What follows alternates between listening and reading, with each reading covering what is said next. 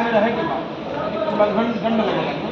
उसी प्रकार से इन लोगों का कुछ नियम है, आप उस नियम के अनुसार करेंगे तो आप लोगों का जीवन पतिव्रता के नियम अनुसार पत्नी और पति का धर्म निर्वहन होगा।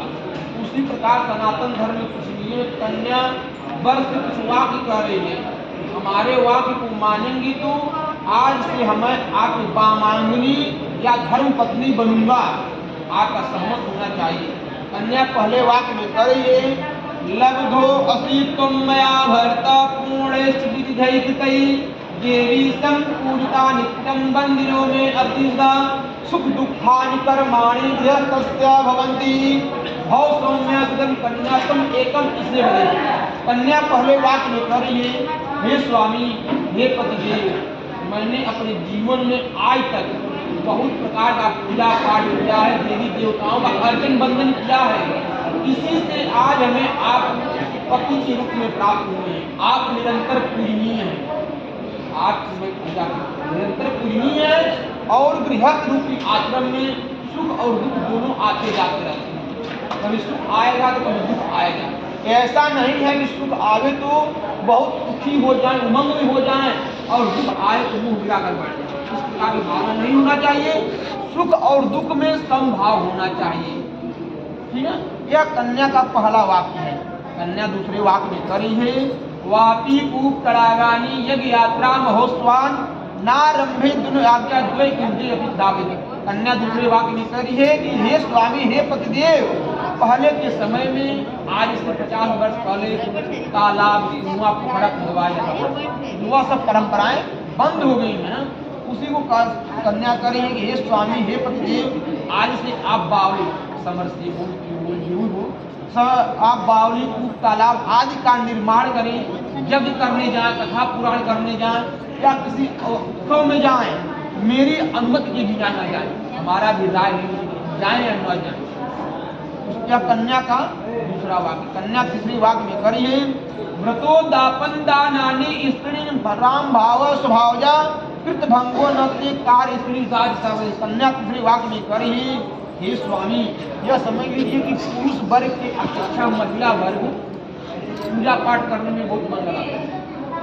हमें पूजा पाठ में कितना जो हमें सूचाटे 10 महीना जो उसी को कन्या हम पूजा पाठ व्रत करेंगे, आपके घर जाएंगे व्रत करेंगे, कथा वार्ता करेंगे, व्यापन करेंगे और दान पुण्य करेंगे। उस कार्य में आप बाधा नहीं डालना है, या पूजा मत करो या दान मत करो, इस प्रकार भावना नहीं होना है। यह कन्या का तीसरा वाक्य।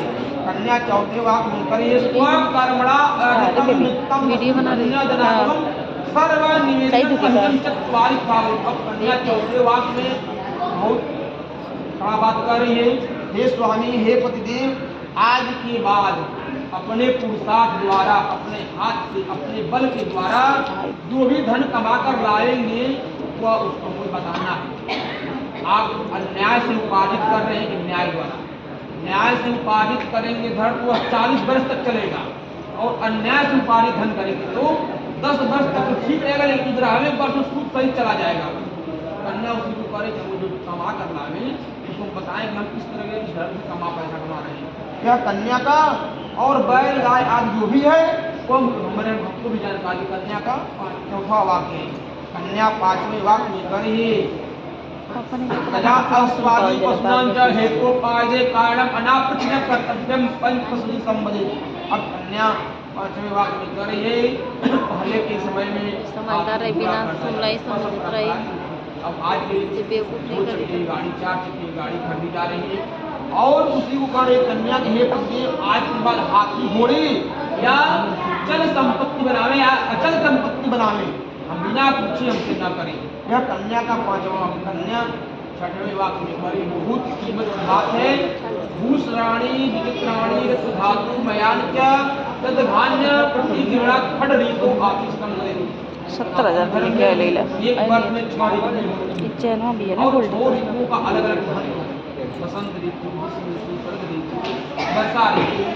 इसी प्रकार 6 ऋतु है। उसी को करिए कि हे स्वामी हे पतिदेव, इस विवाह के मंडप में भाई बहनों के सामने जो इस मंडप में आप हमें वस्त्र चढ़ाए हैं और सोने और चांदी की आभूषण दिए हैं, ऐसा न हो घर जानकर ले मत। यह कन्या का छठवां वाक्य है।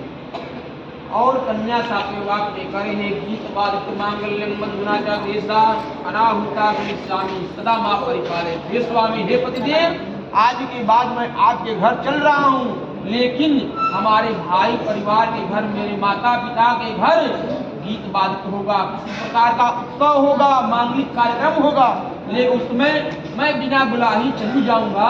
वहां पर जाकर मुझे डांटिए फटकारिएगा मत, अपमानित मत करिएगा।